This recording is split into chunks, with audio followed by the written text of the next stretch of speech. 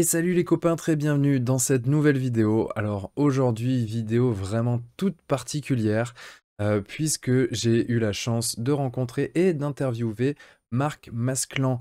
Ceux qui ne le connaissent pas, c'est un peintre énormissime espagnol. Donc du coup, la vidéo est en anglais à la base et c'est la raison pour laquelle ça a pris plus de temps, c'est parce que j'ai fait toutes les traductions avec mes petites mimines, donc ça m'a pris un temps de malade, c'est pour ça d'ailleurs qu'elle sort un jeudi au lieu d'un mardi, mais maintenant on y est, donc je vais pas blablater 3 heures, je vais vous laisser tout de suite avec cette interview où on va parler un petit peu de sa vision de la peinture, on va rapidement représenter qui il est, on va vous donner quelques endroits sur lesquels vous pourrez suivre son travail.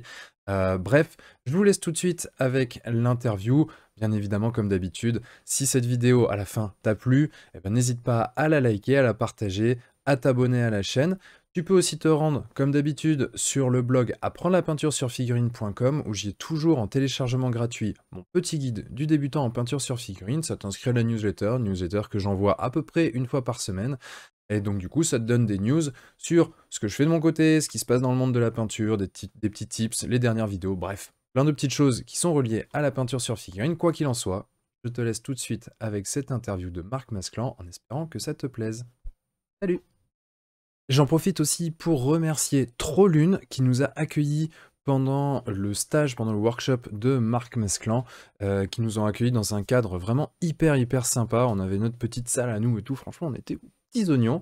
Et puis bah, merci aussi à la Confrérie des Malmouleux et à Thiboram qui ont organisé ce workshop, bien évidemment sans qui non seulement on n'aurait pas pu avoir cet atelier, mais en plus je n'aurais pas pu faire l'interview. Donc merci à tous, c'était vraiment cool. So Marc, thank you for this quick interview. Just to set up the context of this, we are here in Lyon and we just spent 2 days with you for your workshop.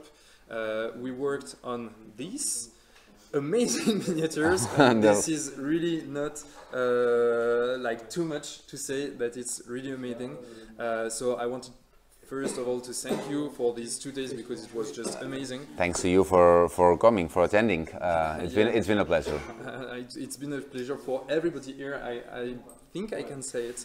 It was really awesome because you shared a lot of things about so many things about painting miniatures in terms of techniques, in terms of mindset, in terms of theory, in terms of process, in terms of everything. So that was really intense, but really cool. So really thank you for this. If you can do it at any time, I really recommend it to you because it's really awesome to do it. So, well, the purpose of this video is to introduce yourself so that you can present you a bit, who you are, what you do, where you're from, for example, and then we will speak about the mindset you have, about the miniature painting, what you would recommend to people who want to start, who are already more advanced in the miniature painting, and so on. So we will discuss a bit of all of that, but for the moment, who are you, Marc? Okay, well, I am Marc Masclans. I am from Barcelona. I've been a miniature painter as a professional for the last 10 years. Recently I started a school this last year in Barcelona, a miniature painting school, academy. And we have students during the week, and also we organize workshops in the weekend. I was doing a lot of boxes and painting, and still doing for collectors, but I wanted to make the teaching a part of my business and part of my my day work. And I'm very excited. I've been traveling for a long time to many places, not only France but all over the world. But now I want to extend this hobby in my city, in Barcelona, okay. And that was the purpose of the school. Okay. So now you have you are giving like lesson workshop like that. You have your own school. Have you done your university about painting, about art, or have you done something else before? I just studied philosophy, okay, so nothing related. No. That's a question that people often ask about miniature painters, professional miniature painters, yeah. Because there is no really university of painting? Well, miniature? you can go, you can study art, and then at the end, when you study art, you don't have to be a painter or a sculptor. There are a lot of things you can do with that knowledge. It's learning about color, about process, about materials. That's why you decided to study philosophy. Yeah, no, I ended there for several reasons, but I think it helped me to open my mind, and I started working as a professional when I was still on the university, and I combined, you know, the study with the work, yeah, I think. Now it's the best time in history to become a miniature painter, because there's a lot of information online, a lot of YouTube channels, a lot of Instagram channels, Twitch, and also we are doing these workshops, these classes that are meant to be to help to expand and to give much more idea of what miniature painting is about, and let's see if it works. I think it's growing. These last years it has been growing a lot. A lot of people is getting more interested with miniatures. Yeah. And so you mentioned all what is available on the internet. For example, do you have anything where we can follow your work? Because if people are watching this video, probably they want to see what you are doing. Yeah, I have my my website, masclansminiatures.com. And also I have there is my gallery, my shop. I have this figure with a video tutorial, and I'm planning and working for having much more things related to also not figures but education and teaching miniature painting. And I have my Instagram, Masclans Miniatures. You will find it. And where else? I have a gallery in Put in Paint, but in general, I just have images, not YouTube or Twitch channel. I'm trying to move now to much more audiovisual and trying to show, because we are in the time of the videos. So if you do something, better to record it and show it as a video. But your pictures can already teach a lot. That's for sure. It's the only thing I have, so I hope so. But I'm trying, and with this figure we started with the video. I bought equipment, and I'm trying to develop much more the way I record the videos and show the way I paint, not only in person in workshop or in my school, but also be online, which can reach all the parts of the world. Okay. Okay, so now that we presented a bit your work, and now if you want to see the work of Marc, obviously I recommend to go directly on his Instagram and so on. But what I wanted to discuss with you a bit is more your vision of miniature painting. Okay. Because it's something that I found that within these 2 days you talked a lot about this. And I found that you tried to break some dogmas and some maybe ideas that we could have about miniature painting, which was like more in the end barrier for our hobby, I would say. And this is often the case for many people starting to paint miniatures. What would you recommend to people who are started to paint miniature now? And maybe then we can ask the same question for people that are more advanced and who want to go further in their painting. So for the beginners, if somebody starts to paint miniature, what do you think is the most common mistakes or ideas that people have and should just forget to start correctly? So because I was thinking, first we did some questions. First about what I think it's miniature painting and thinking about breaking these dogmas is because I've been painting for a long time, and I realized at the beginning I was a miniature painting, and now I can say that maybe I'm a miniature artist, and I understand painting as some other, this is another way of express painting. It's a three-dimensional illustration, but it's not miniature painting as wargaming only, with those dogmas, the things that must be done with that products that way. And painting is painting no matter the way you do it, if it's 2D or it's 3D. In general, it's much more important, the intention, the expression, things that are much more related to general forms of art, not understanding miniature painting as if it was something separate with its exclusive rules, something that can be transcended. It's not like that. So I like to transmit that idea, that passion for this different understanding of what miniature painting is, separately from the original idea of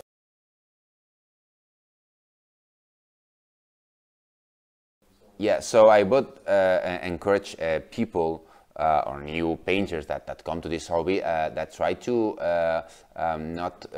to arrive with an open mind, thinking about this miniature painting as some another option of art expression, not only thinking about putting some color in small figures in something that is meant to be a toy, something for a war game or something like that. I think it's if we go deeply, it's much more than that. And with my classes, and if someone that does not know anything about miniature painting, I explain that it's a new way or a, yeah, we wouldn't say new because this have a lot of years, but these last years have become a true art expression, maybe not recognized for a lot of art industry, but it is, because it has everything that it's related to art. It's a sculpture, it's a design, it's painting, playing with the light, trying to transmit. There are a lot of painters that now are using miniature painting, miniature art as a way to communicate ideas, to do some kind of how do you say this in I don't know the word in English, but what you want to denounce, something to send a message. Yes, send a message, some politics, the idea of something that is not related only with fantasy or historical classical figures, but it can be something else, no? And I think that also with the idea of the figures I want to release, or for contest things that I would like to do, it opens, no, the possibility to become something else, rather than being only And then in terms more from a more technical point of view, for example, do you see often, because I know that you mentioned that you do some workshop with beginners, do you see something that is often a mistake done, like again a technical mistake, or a mistake more from a mindset point of view? Do you see something? I think, yeah, there are two common mistakes at the beginning. First, the control of the tools we're using, okay. the paint we are using, and the brush. The technique is not easy, because the idea of the miniature is to reinterpret a sculpture, do an interpretation of a volume that already exists, and that demands, we're not painting on a flat surface, it has some volume, so that demands a technique that has to be very precise, and some people is much more skilled, maybe have much more ability, so that's the main thing, that ability with the hand, and also is the comprehension of what we are doing. There's people that have much more sensibility for art or for what they see, and they can see something and they transmit to the figure so easily. But some others is like, I don't know what to do, and at some point with the beginners, what's the next thing? And I said, okay, it's just paint the light, but the light where? Because they don't understand the idea of this volumetric, the light source, the way it should. We have it happens this, that technical control, but also the idea of understanding the volume, which is actually complicated. But yeah, definitely. I mean, even where we are already a bit advanced in terms of painting, volume is still key to make to send the message we want to send with the miniature. So it's always quite complicated, definitely. And for those painters who are more advanced, is there something that you see often which is still not done, or which is still a mistake, maybe something which is more from a process point of view, or for example, here within these 2 days you used a lot of references. Maybe this is something that people you see don't tend to do too much, or not enough. I think at some point you can masterize your technique. What we were saying about the beginners, that they take time to use properly the dilution, the brush, the paints. But then at some point, once you have the technique, I see sometimes people with a lot of technique that reach a level and they stay there because they don't get deep on the information, on the knowledge. They don't study reality and try to go beyond the exercise of painting super blended, as if blending and definition in miniature painting was the final goal, as some people think it is, because some people sells it's that, and blending is just another way to express things, but it's not a final. It's the technique. It's the beginning. It's like when you get the black belt. You're starting to practice the martial arts. It's not the final goal. And I think that for those painters that really want to reach the top level is once they control the brush, the paint, and they know how to execute the technique. It's about studying. It's about trying to understand how complex is the reality and how can you bring it to the miniature under your own perception. Not trying only to copy, but think and then bring to the miniature looking for an aesthetic result, which is actually the idea of art, to take the nature and reinterpret our under sensations, and then do an impression of it, a picture of the reality, or a transformation, much more impressionist, or whatever it is. Yeah, okay. So here we will go to the last question, because I have my train, I have to go, and you probably want to have a drink then after 2 days of hard work, so I won't take too much of your time. But yeah, the last question was simple but not simple. Is like, is there something that at some point you learned, something that you said, okay, now I know that I'm a better painter than before? Wow, it's a very good question, because I'm sure that I have had, this is not a single moment. There are like moments in my life. I remember when at the very beginning, first when I started painting with good quality brushes, that I realized that I was using very bad brushes that didn't allow me. But with all the masters I have had, and I have had a lot of, I know one day that I learned something. It's like, oh, this is the way.